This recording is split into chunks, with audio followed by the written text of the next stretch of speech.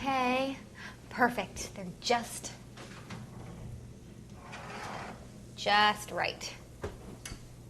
You don't want them much darker than that because otherwise they will be very hard to handle. So get one of these, work very quickly, get one of these flexible spatulas. They're really essential to do this properly. And as your cookie sheet cools, it might do that.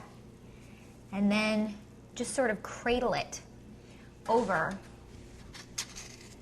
the rolling pin as such. Sort of ease it down, and you have to work really fast or it's not going to stay in position. And after it starts to cool, it's just going to start to break if not. Okay, so we've got it into its position there. And we'll just wait for those to cool. In the meantime, I'm going to go get the mâche out of the fridge, or lamb's lettuce as it's referred to in English, although in the culinary world people just call it mâche. And it's a very, very mild lettuce, which is going to be really a nice accompaniment to the strong flavors of the aged Parmesan cheese. You could use an arugula if you wanted to really have a kick of pepper.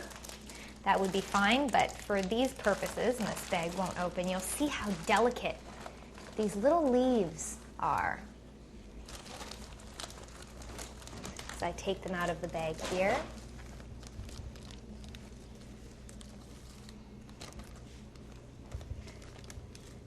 There's something in there, a little dirt, a little dirty, even though it's pre-washed, supposedly.